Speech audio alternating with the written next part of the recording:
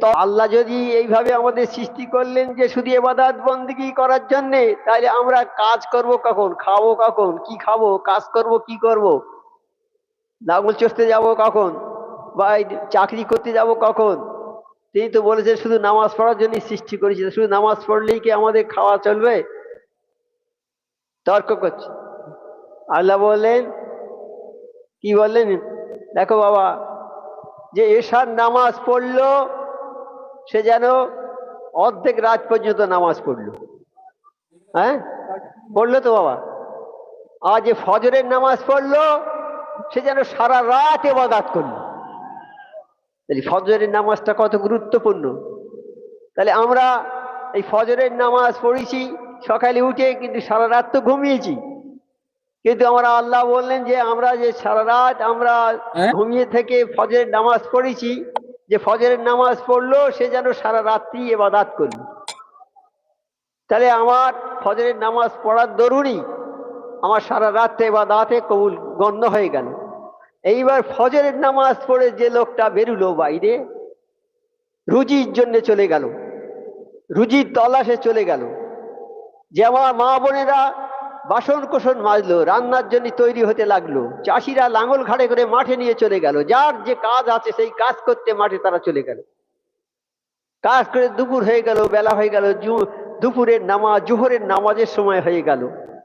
এইবারে সে জোহরের নামাজ পড়লো। এইবার কি হলো, এই জোহরের নামাজ পড়ার জন্যে ওই ফজর থেকে জোহর পর্যন্ত যে সময়টা, ওই সময়টা নামাজের মধ্যে গণ্য হয়ে গেল। তাহলে আমার মা বোনেরা বাসন মেজেছে, রান্না করেছে, সবজি কেটেছে, এই সবগুলো নামাজে গণ্য হয়ে গেল। তাহলে আমাদের এশার পর থেকে আর এই ফজর থেকে জোহর পর্যন্ত নামাজটা আমরা নামাজের মধ্যে আছি। এবার জোহর থেকে আসর পর্যন্ত, জোহরের নামাজ পড়ার পরে সে নিয়ত করছে, আল্লাহ আমি যদি আসর পর্যন্ত তুমি আমাকে বাঁচিয়ে রেখে দাও, আমি আসরের নামাজ যেন পড়তে পারি, হে আল্লাহ সে তৌফিক আমাকে দাও। এবার আসরের মধ্যে, জোহর থেকে আসরের মধ্যে সে যে যে কাজ করেছে, কাজ করার পরে যখন জোহরের নামাজ হয়ে গেল, আসরের নামাজ যখন পড়লো, তা জোহর থেকে ওই আসর পর্যন্ত ওই সময়টা তার নামাজে গণ্য হয়ে গেল। এবার আসর পড়ার পরে নিয়ত করছে, আল্লাহ আমি যদি মগরিব পর্যন্ত বেঁচে থাকি, যেন মগরিবের নামাজ আমি পড়তে পারি, সে তৌফিক আমার দিয়ে। মগরিবের নামাজটা সে পড়লো। এবার মগরিব পড়ার পরে জোহর থেকে আসর থেকে মগরিব পর্যন্ত যে সময়টা আসে, যে কোনো কাজ করেছে সমস্ত কাজগুলো তার ওই নামাজে গণ্য হয়ে গেল। এইবার মগরিব থেকে এশার নামাজ পড়লো, এশার নামাজ পড়ে মগরিব থেকে এশার সময় পর্যন্ত তার সময়টা নামাজে গণ্য হয়ে গেল। তাহলে আমার আল্লাহ ঠিক বলেছেন না ভুল বলেছেন? আমার আল্লাহ ভুল বলে নাকি কোনো সময়? ভুল আমাদেরই হয়, ভুল আমাদের হয়। ভুল হলেই আমাদের ক্ষমা চাইতে হবে আল্লাহর কাছে। ভুল ভাবে তর্ক বিতর্ক করে না জেনে করাও অন্যায়। তর্ক বিতর্ক করতে যাবেন না, যে কোনো জিনিস না জেনে তর্ক, আর জেনেও তর্ক করা নিষেধ করে দেন মোর্শেদরা। যখন তুমি তর্ক বাহাস করবে না, করতে যাবে না কারোর সঙ্গে। তো এই 5 ওয়াক্ত নামাজ পড়বে, ওজিহা পড়বে, হালাল রুজি খাবে, সাধ্য মতো পরেশগারি করবে। আমার মুর্শিদ কেবলার সবক এইটা। তুই 5 ওয়াক্ত নামাজ পড়বে বিনা কাজায়। এখন অনেক বলছি বিনা কাজা, কাজা তো আছে নামাজের, কাজা আছে, কিন্তু কাজা করবে কেন তুমি? বিনা কাজায় তো পড়া যায়, চেষ্টা করলে নিশ্চয়ই যাবে। আমরা যদি চেষ্টা করি, আল্লাহ নিশ্চয়ই আমাদের দিয়ে কাজ করিয়ে নেবে। ট্রেনের মধ্যে যাচ্ছে অনেক ছেলেরা, এই রবিবারে মসজিদ শেষে ছেলেরা যাচ্ছে সব আমাদের, আর সেই সেই বগিতে আছে বড় বড় ধরনের লোক, সব বড় বড় হাই এডুকেটেড পার্সন। এরা নামাজ পড়ছে, বলছে বাবা কেন নামাজ পড়ছো কেন? এখন ট্রেন থেকে নেমে তো নামাজ পড়া যেত, এখন নামাজ পড়ছো কেন? বলছে আমার মোর্শেদ বলেছে বাবা, যখন নামাজের সময় হয়ে যাবে তোমরা ট্রেনে থাকো, বাসে থাকো, যেখানেই থাকো, নামাজের সময় হলে তোমরা নামাজ পড়ে দেবে। পানি যদি না পাও, মাটি একটা কাছে রেখে দেবে তৈম করে। তুমি প্লেনে আছো, প্লেনে থেকে হাজিরা আসছে, আসার সময় নামাজের সময় হয়ে গেছে, একজন হাজি সাহেব তাদের বলছে, পাশের লোককে বলছে, ভাই আপনারা নামাজ পড়বেন না? হ্যাঁ হ্যাঁ, নামাজ তো পড়তে হবে। সঙ্গে সঙ্গে খবর দিয়ে দিল প্লেনে সবার, নামাজের সময় হয়ে গেছে, সবাই অজু করে তৈরি হয়ে যাও। সবাই তৈরি হয়ে অজু 2-4 জন করেছে। আমার সময়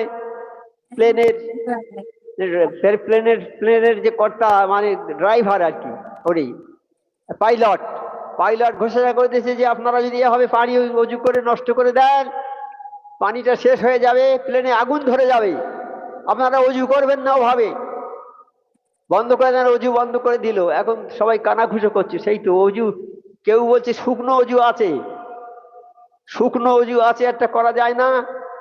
আমরা 6 জন ছিলাম ওই প্লেনে, 6 জন আমরা ছিলাম, আমাদের 6 জনের কাছে 6টা মাটি ছিল, আমরা সঙ্গে সঙ্গে বেরিয়ে 6টা মাটি দিলুম, সমস্ত প্লেনের লোক তৈমম করে নামাজ পড়লো।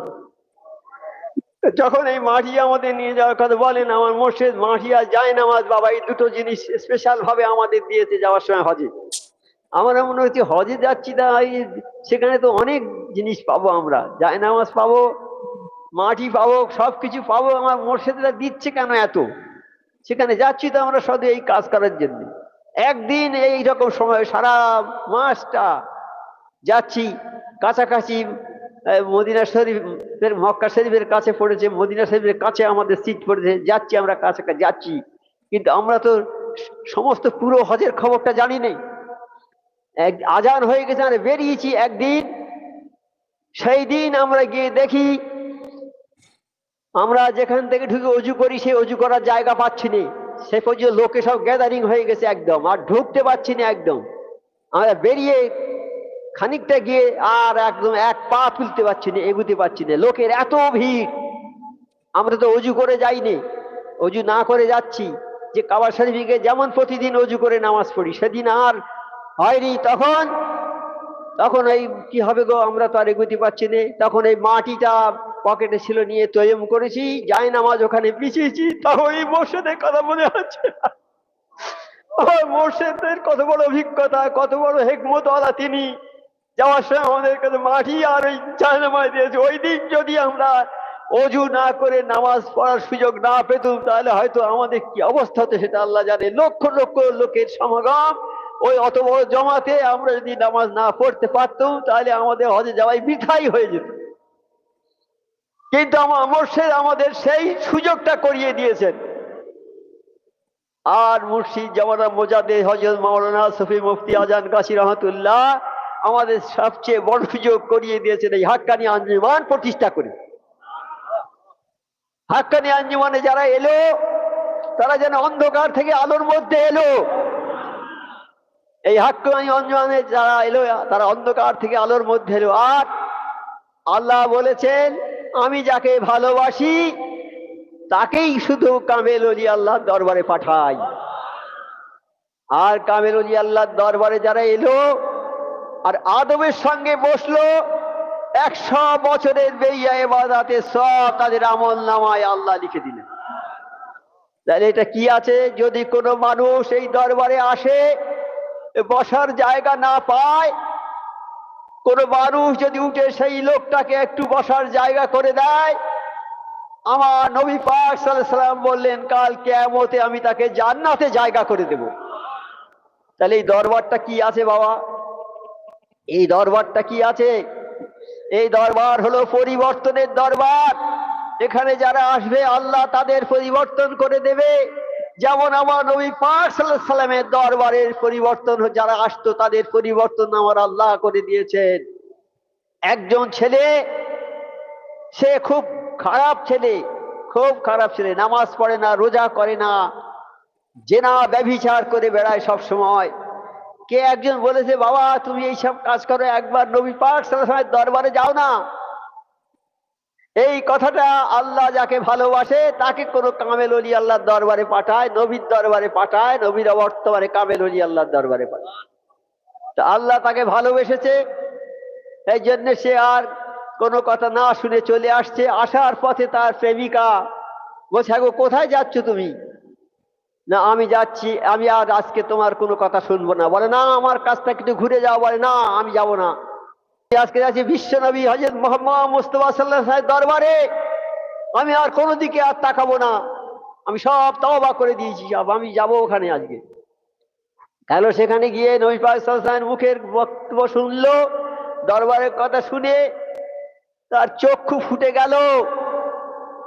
সে যে কাজ করতো সে সব তওবা করলো, ওখানে গিয়ে তওবা করলো। আর বলে, আল্লাহ বললেন যে, হে নবী, যারা গোনাহ করে তোমার দরবারে আসবে আর যদি তওবা করে, আর তুমি নবীও যদি তাদের সঙ্গে তওবা করো, আমি আল্লাহ তাদের পাহাড় সমান গুনাহ মাফ করে দেব। সেই ছেলেটা এলো, ওই দরবারে তওবা করলো, তার জীবনের সব গুনাহ মাফ হয়ে গেল। সে আগে যেমন ছিল পরিবর্তন হয়ে গেল তার। সে যাচ্ছে ফিরে বাড়ি, মরুভূমি জায়গা, সন্ধ্যা হয়ে গেছে, সূর্য ডুবে যায়, সূর্য ডুবে গেছে। সূর্য ডুবে যাওয়ার পরে একটু যেন আভা থাকে, মানুষ চেনা যায় দূর থেকে, অন্তত দেখা যায় যে কেউ আসছে কিনা। ছেলেরা দেখছে চেয়ে দূরে একটা মহিলা আসছে দূরে থেকে। ছেলেটা দেখলো যে একটা মহিলা অনেক দূরে থেকে আসছে, আর মহিলাটাও দেখলো যে আমার দিকে এগিয়ে আসছে একটা ছেলে, যুবক ছেলে। কাজে আজকে আমার আর উপায় নেই, এই মরুভূমি, চিৎকার করলে কোনো লোকের সার শব্দ নেই, আমার আজ মান সম্মান হয়তো সব নষ্ট হয়ে যাবে বলে রাস্তার পাশে বসে কাঁদছে আর বলছে, আল্লাহ তুমি আমার ইজ্জতটা রক্ষা করো, আল্লাহ আমি বড় অসহায়, হে আল্লাহ আমার সম্মান যাতে নষ্ট না হয়, আল্লাহ তোমার কাছে আমি সম্পূর্ণ আত্মসমর্পণ করছি, আল্লাহ আমার ইজ্জত সবটা যেন রক্ষা হয়। এই বলে রাস্তার ধারে বসে আর ওই বলছে আর কাঁদছে।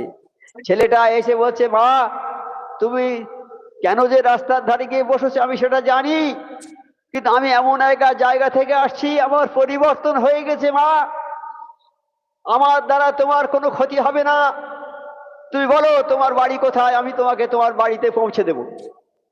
আর দেখুন, যে লোকটা জেনাখোর, মদখোর, দুনিয়ার যত খারাপ কাজ করতো, নবী পাক সাল্লাল্লাহু আলাইহি ওয়াসাল্লামের দরবারে যাওয়ার সঙ্গে সঙ্গে তার জীবনের সমস্ত গুনাহ মাফ হয়ে গেছে, তার পরিবর্তন হয়ে গেছে, সে আল্লাহওয়ালা হয়ে গেছে।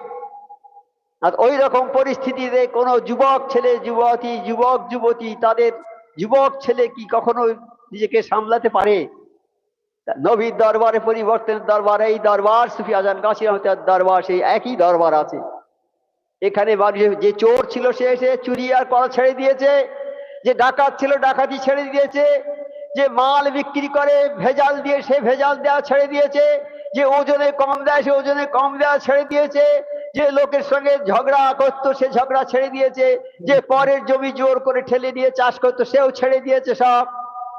তার মধ্যে পরিবর্তন এসে গেছে। যেমন আরবে আমার নবী পাক সাল্লাল্লাহু আলাইহি ওয়াসাল্লামের সময় হয়েছিল, একদল লোক এসেছে, আরবের কথা তো সারা বিশ্বে প্রচারিত হয়ে গেছে যে আরব এককালে ছিল খুব খারাপ দেশ, সেখানে সবাই সব সময় যুদ্ধ বিগ্রহ নিয়ে থাকতো, আর ওই দেশে যদি কোনো লোক বেড়াতে আসতো তাদের মেরে কুচিয়ে তাদের কাছ থেকে অর্থ সম্পদ সব কেটে জোর করে লুট করে নিয়ে নিত। সেই রকম দেশ ছিল। সবাই নেশা করতো, চুরি করতো, যাবতীয় অন্যায় কাজ সব করতো। কিন্তু আমার নবী পাক সাল্লাল্লাহু আলাইহি ওয়াসাল্লাম যখন আরবে এলেন, সেই সবচেয়ে পৃথিবীর খারাপ জায়গায়, সেই জায়গাটা পৃথিবীর সবচেয়ে ভালো হয়ে গেল। সারা পৃথিবীর মানুষ জানতে পারলো যে আরব সবচেয়ে উন্নত দেশ। তাই বাইরে থেকে 100 জন পাদ্রী, অর্থাৎ অন্য ধর্মের যাজক আর কি, আমাদের যেমন মাওলানা, অন্য ধর্মে ওইরকম মাওলানা টাইপের যাজক বলে তাদের, তারা 100 জন এসেছে যে দেখি আরব নাকি সবচেয়ে উন্নত দেশ হয়েছে, দেখি আসি একবার কিরকম বলে পাশে একটা বাজার, সেইখানে এসে তারা আস্তানা নিয়েছে, সেখানে থাকার জায়গা ঠিক করে তারা সেখানে আছে। এমন সময় আজান হয়ে গেছে, আজান হয়েছে মসজিদে জোহরের নামাজ। তখন এই দোকানদাররা যে মাল বিক্রি করছিল পাল্লায় উঁচু ধরেছে, সেই পাল্লা সেখানে ফেলে দিয়েছে। যে টাকার বাক্স খুলেছে লোকের টাকা চেঞ্জ করে দেওয়ার জন্য, সেই বাক্স উঁচু আছে আর ডালা ফেলেনি। সোনার দোকান খোলা আছে, আজান হয়েছে আর সে দোকান বন্ধ করার সময় নেই, আজান হয়েছে সঙ্গে সঙ্গে বেরিয়ে সব চলে গেল। পাদ্রীরা দেখলো, বাবা এ কি ব্যাপার, যারা মাল বসে ফুটে বিক্রি করছিল পয়সাগুলো সব গাদা হয়ে আছে সব তাদের বসার জায়গার কাছে। এরা দেখলো, বাবা এ কি অবস্থা, হ্যাঁ আমাদের দেশে তো হলে তো এইসব লুটপাট করে চলে যেত, কিন্তু এরা তো সব ছেড়ে চলে গেল, অথচ একটা জিনিসে কেউ হাত দেয় না। তাই আরব হলো সর্বশ্রেষ্ঠ দেশ। কার জন্য হলো? আমার নবী পাক সাল্লাল্লাহু আলাইহি ওয়াসাল্লামের আদর্শে, আল্লাহ পাকের হুকুম, আমার নবী পাক সাল্লাল্লাহু আলাইহি ওয়াসাল্লাম সমস্ত মানুষের কাছে প্রচার করেছে, আর তারই বদৌলতে আরব দেশ শ্রেষ্ঠ হয়ে গেছে। আর সেই আমার মুর্শিদ সুফি আজান গাছী রহমতুল্লাহ সেই আল্লাহর সমস্ত বাণী এখন প্রচার করছেন। ইনশাআল্লাহ কিয়ামত পর্যন্ত এই দরবার জারি থাকবে। আল্লাহ বলেছেন আমি এই কালাম পাক নাজেল করেছি, এটাকে আমি সংরক্ষণ করব, অর্থাৎ এটা আমি হেফাজত করব। এর একটা আলেফ, একটা পেশ, একটা জবর পরিবর্তন করার ক্ষমতা কারো থাকবে না। কালাম পাক যদি কিয়ামত পর্যন্ত যদি হেফাজত থাকে, আমরা সেই কালাম পাকের ওজিফা, সূরা ফাতিহা, সূরা ইখলাস, ফালাক, নাস আমরা পড়ি, আমার মুর্শিদ দিয়েছেন পড়ার যে ওজিফা হিসাবে। তাহলে এই ওজিফাটা থাকবে আমাদের। আর এই ওজিফা যদি থাকে, ইনশাআল্লাহ হাক্কানি আঞ্জুমান নিশ্চয়ই থাকবে কিয়ামত পর্যন্ত। আজকে আমরা আছি, অন্য লোক চালাবে, ইনশাআল্লাহ থাকবে। তাহলে আমাদের নসিব কত ভালো যে আমরা হাক্কানি দরবার পেয়েছি। আমার মুর্শিদ আমাদের এই নাজাতের জন্য এই কাজ করেছেন। তিনি জমিদারের সন্তান, জমিদারি সব ত্যাগ করে ছেড়ে দিয়ে চলে গেছেন, গিয়ে তিনি 8 মুর্শিদের খেদমত করে তিনি আল্লাহকে রাজি করে এই হাক্কানি দরবার প্রতিষ্ঠা করেছেন। তাহলে এই হাক্কানি দরবারে আমরা এসেছি। আমার মুর্শিদরা সব বলতেন যে যাদের নসিব খুবই বুলন্দ, অর্থাৎ ভালো, তারাই মাত্র এই দরবারে আসবে। আর যাদের নসিব খারাপ, তারা সারা জীবন ধরে চেষ্টা করলেও এই হাক্কানি দরবারে আসতে পারবে না। এর বহু উদাহরণ আছে। আমরা বহু লোককে চেষ্টা করেছি এই দরবারে আনার, খুব উচ্চ শিক্ষিত লোক, ইংরেজি, বাংলা, উর্দু, ফার্সি বিভিন্ন বিষয়ে জ্ঞান। আমাদের এখন এটা আন্তর্জাতিক খ্যাতি, আন্তর্জাতিক এ হয়েছে সংস্থা, সারা বিশ্বে প্রচারিত হচ্ছে। তা আমরা চেয়েছিলাম যে একটা লোক যদি বাংলা ভালো বলতে পারে, ইংরেজি ভালো বলতে পারে, উর্দু ভালো বলতে পারে, ফার্সি ভালো বলতে পারে, এরকম 10-20 ভাষায় কথা বলতে পারে, এই রকম ভালো একটা লোক যদি আমরা এই দরবারে আনতে পারি, তাহলে দরবারে অনেক ভালো হবে। অনেক চেষ্টা করেছি, কিন্তু শেষ পর্যন্ত আনতে পারিনি। তাতে বুঝলাম যে আল্লাহ যাকে ভালোবাসে সেই একমাত্র এই দরবারে আসতে পারে। আল্লাহ যাকে ভালোবাসে না, সে যদি পৃথিবীর সব জ্ঞান অর্জন করেছে, কিন্তু সে আসতে পারবে না। পৃথিবীর সমস্ত জ্ঞান যদি কোনো মানুষ অর্জন করে থাকে আর নবী পাক সাল্লাল্লাহু আলাইহি ওয়াসাল্লামের দরবারে সে না যায়, সে কি সাহাবা বলে গণ্য হবে? হবে কি? কখনো হবে না। সাহাবাদের নবী পাক সাল্লাল্লাহু আলাইহি ওয়াসাল্লামের দরবারে যেতে হবে। সেই রকম আমরা যদি এই দরবারে না আসি, যদি আমাদের আল্লাহ যদি ভালোবাসেন, তবেই আমরা আসতে পারবো। আল্লাহ ভালোবেসেছেন, সেই বিধায় আমরা এই দরবারে এসেছি। এই দরবারের আদর্শকে আমরা আমাদের জীবন দিয়ে রক্ষা করব। হাত দিয়ে ধরে রাখলে যদি এর আদর্শ ছুটে যায়, দাঁত দিয়ে কামড়ে ধরে থাকবো, জীবন যাবে, আদর্শ আমরা চ্যুত হব না। আল্লাহ পাক যেন আমাদের সবাইকে, আমাদের ছেলে মেয়ে, বিবি বাচ্চা, আত্মীয় সবাইকে এই দরবারের অনুসারী হওয়ার তৌফিক দান করে।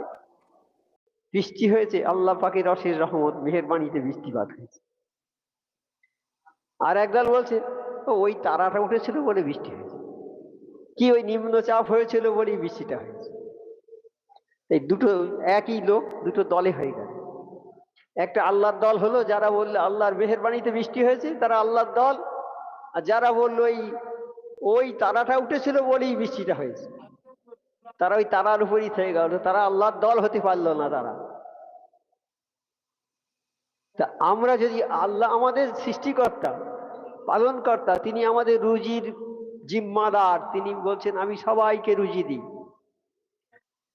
দেয় নাকি? ভাই যদি আমরা একটু ভালো করে চিন্তা করি, তাহলে আল্লাহ কি আমাদের রিজিক দাতা নয়? হ্যাঁ, আচ্ছা, আমরা চাষ করি, মাঠে ধান ফলাই, চৈত্র বৈশাখ মাসে মাঠের কি অবস্থা হয়? মাটি ফেটে যায়, একদম মাটি ফেটে চৌচির হয়ে যায়, ঘাসপালা যা থাকে সব মরে সাদা হয়ে যায়, মাটির মৃত্যু হয়ে যায়, মরে যায় মাটি। তো ওই মাটিটা যদি ওই রকমই থাকে, আমরা শস্য ফলাতে পারবো? পারবো কি? হবে? দরকার কি এখন? বৃষ্টির। বৃষ্টি হলো এক পশলা, মাটি সরস হয়ে গেল, মরা মৃত মাটি জিন্দা হয়ে গেল।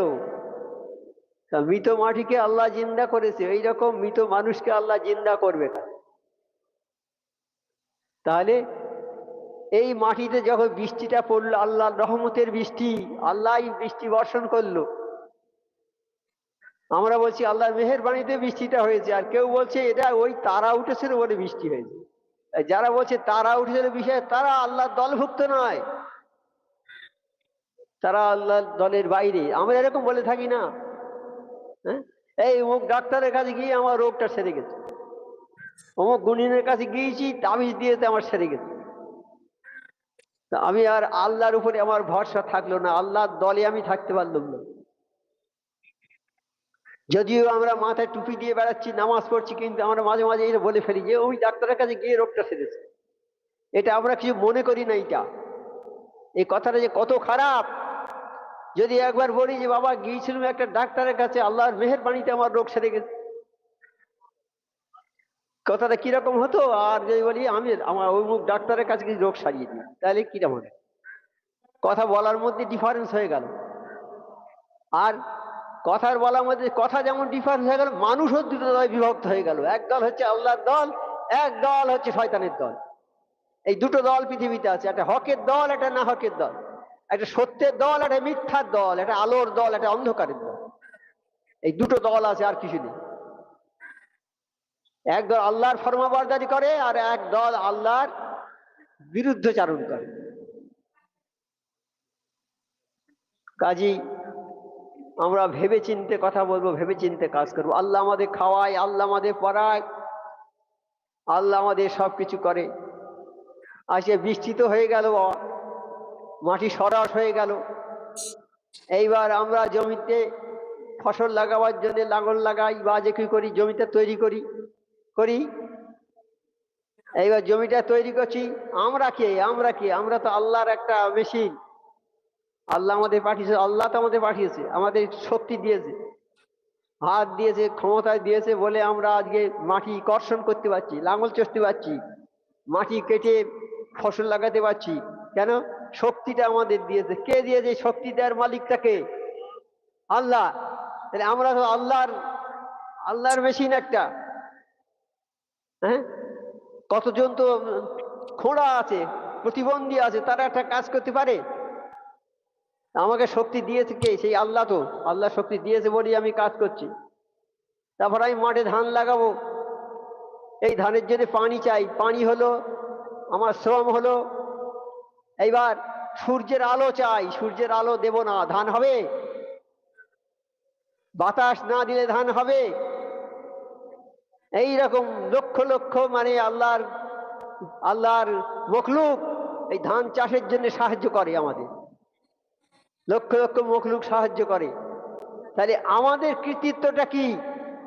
কিছুই কি নয়। কাজে আল্লাহ আমাদের রুজি দিচ্ছে, আল্লাহ আমাদের রুজি দিচ্ছে। রুজি দেওয়ার মালিক হচ্ছে আল্লাহ।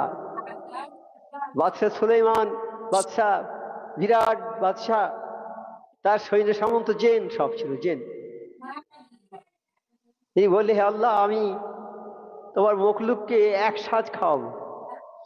বললে, সুলাইমান, তোমার এটা এটা তোমার কাজ নয়, এই কাজটা আমার, আমার বান্দাদেরকে খাওয়ানোর কাজ আমার, এ কাজ তোমার নয়। বলছি, আল্লাহ, আমার বড় ইচ্ছা হয়েছে, একবার মেহরবানি করে আমাকে একবার অনুমতি দিন, আমি আপনার মখলুককে খাওয়াবো একটা। বলে, আচ্ছা বাবা, ঠিক আছে, খাও। তো বলছে সুলাইমান, লোকজনের অভাব নেই, খবর করে সঙ্গে সঙ্গে লোকজন এসে হাজির হয়ে গেছে, লক্ষ লক্ষ লোক সব। আর এমন জায়গা করেছে যে বহু দূর পর্যন্ত, 30-40 মাইল এলাকা জুড়ে এরম এরিয়া করেছে, বিরাট এরিয়া করেছে খাবার রাখার জন্য। শুধু সমস্ত মখলুক তো আসবে, মানুষ, গরু, ছাগল, বাঘ, ভেড়া, যত কিছু আছে মখলুক, সবাইকে দাওয়াত করেছে, এক সাজ খাওয়াবে। এত বড় জায়গা করেছে, সেই জায়গায় সব খাবার তৈরি হয়ে গেছে, এবার মানে আসমানের মতো উঁচু হয়ে গেছে, পাহাড়ের মতো উঁচু হয়ে গেছে খাবার। এরকম চোখ উঁচু করে চাইতে হয়, এত এত মজুদ হয়ে গেছে খাদ্য। এইবার সুলাইমান বাদশাহ ভাষণ দিচ্ছে, বাবা, আপনারা যারা এসেছেন, আপনারা আমার আমন্ত্রিত অতিথি। আপনাদের যে যে যে দলের লোক আছে, সেই সেই দলের এক একটা করে লাইন, যেমন মানুষের একটা লাইন, গরুর একটা লাইন, ছাগলের একটা লাইন, এইরকম প্রত্যেকের এক একটা লাইন ধরে এসে আপনারা খাবেন, আমরা তাহলে সুবিধা হবে আমাদের দেয়ার। উনি বলে এই কথা বলছেন যে সব প্রত্যেকে লাইনে দাঁড়িয়ে খাবে বাবা, কেউ হুড়ুহুড়ি করবে না, সবার খাওয়ায় ইনশাল্লাহ দেওয়া হবে। সবাই সেরকম লাইনে দাঁড়িয়ে গেছে। এমন সময় একটা মাছ এসে বলছে, হে বাদশা, আমাকে এখনই খেতে দিতে হবে, না তো আমি মরে যাব, আর যদি মরে যাই কাল কিয়ামতে তোমাকে দায়ী করে ফেলবো। এই কথা শুনে বাদশা সুলাইমানের অন্তরাত্মা কেঁপে গেছে, বলে সর্বনাশ, একটা মাছ কি বলে, আমি যদি তার না খেতে দিতে পারি কাল কিয়ামতে আমাকে দায়ী করে ফেলবে।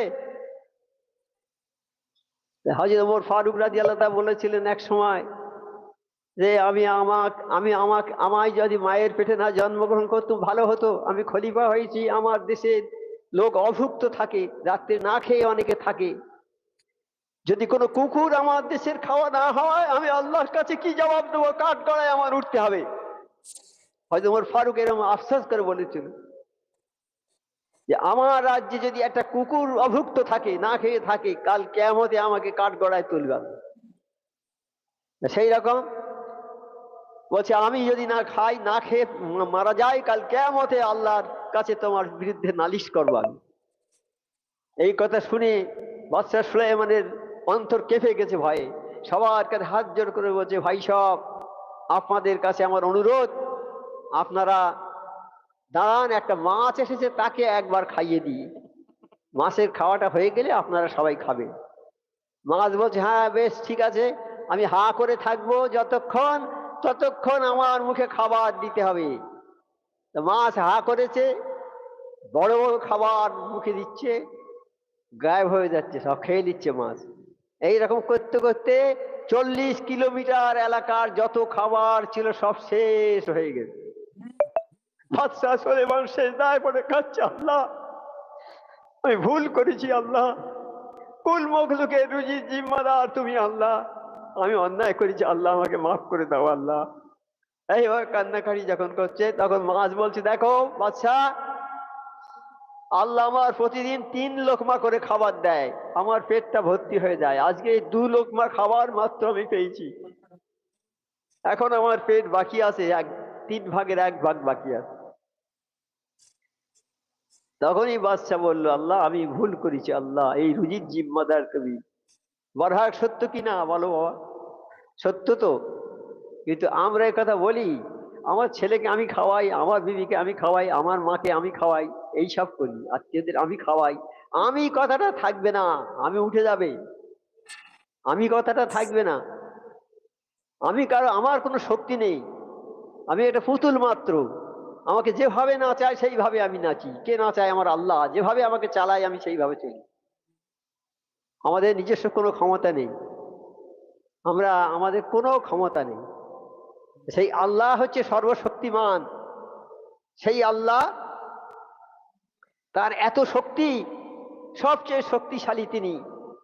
সারা পৃথিবীর মানুষ যদি একসঙ্গে হয়, আমার আল্লাহর সঙ্গে টিকে উঠবে না, পারবে না আমার আল্লাহর কাছে। আল্লাহ এত শক্তিশালী। হ্যাঁ, সেই আল্লাহ সৃষ্টি করার একমাত্র ক্ষমতা আমার আল্লাহর। সেই আল্লাহ সৃষ্টিকর্তা, পালনকর্তা, রেজেক দাতা, তিনি সৃষ্টি করতে পারেন। সারা পৃথিবীর মানুষ যদি চেষ্টা করে একটা মানুষকে সৃষ্টি করতে পারবে না। একটা মানুষ যদি মরে যাচ্ছে, তাকে বাঁচাতে যদি সারা পৃথিবীর ডাক্তার এনে এক জায়গায় করা যায়, তাকে বাঁচানো যাবে কি? কেন যাবে না? কি জন্ম মৃত্যু তো আল্লাহর হাতে, আল্লাহ যাকে নেবে সঙ্গে সঙ্গে নিয়ে নেবে। আল্লাহ কাকে মায়ের পেটে থেকে মরা বের করছে, মায়ের পেটের মধ্যে মরে যাচ্ছে, সে মৃত্যু অবস্থায় বেরোচ্ছে, আবার মায়ের পেটে থেকে বেরিয়ে আবার মরে যাচ্ছে, আবার কেউ 10 বছর হয়ে মরে যাচ্ছে, 2 বছরে মরে যাচ্ছে, 15 বছরে মরে যাচ্ছে, 20 বছরে মরে যাচ্ছে। কোনো সময়সীমা আছে যে জন্মেছে সে যে তার মৃত্যু হবেই? কিন্তু এই মৃত্যুটা এই একটা নির্দিষ্ট সময় হবে। আমি আজকে জন্মগ্রহণ করেছি, 100 বছর পরে আমরা সবাই, যে বছরে 100, ওই বছরে আমরা যারা জন্মগ্রহণ করেছি সবার একসঙ্গে মৃত্যু হবে, এটা হবে না। মৃত্যুর খবর কেউ জানে না। যে জন্মেছে, মার পেট থেকে বেরিয়েছে, একদিন পরেও তার মৃত্যু হতে পারে, আর বেরোবার 10 মিনিট পরেও তার মৃত্যু হতে পারে। কাজী দুনিয়াতে যে যে সময় থাকবে সেটা আমার আল্লাহর ইচ্ছা। আল্লাহ পাক যাকে যে আয়ু দিয়ে দুনিয়ায় পাঠাবে সে সেই রকম থাকবে। তা তিনি সর্বশ্রেষ্ঠ, সর্বশক্তিশালী, সর্বশক্তিমান তিনি। কাজে তার হুকুম আমাকে মেনে চলতে হবে। সেই আল্লাহর হুকুমকে মেনে চলতে হবে আমাদের। আল্লাহর হুকুমের বাইরে যাবে, তুমি আল্লাহর দল থেকে বেরিয়ে যাবে। আল্লাহ বলে, হে দুনিয়ার মানুষ, আমি তোমাদের রেজেক দিচ্ছি। যেটা বলে গেলাম আগে, রেজেক দিচ্ছি মানে রুজি দিচ্ছি। আল্লাহ বলছেন তোমাদের রিজেক দিচ্ছি, তোমরা আমার ইবাদত করো।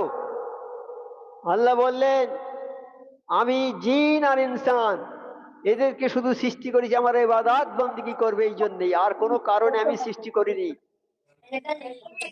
এখন মানুষ বলছে এখন অনেক জ্ঞান হয়েছে, লেখাপড়া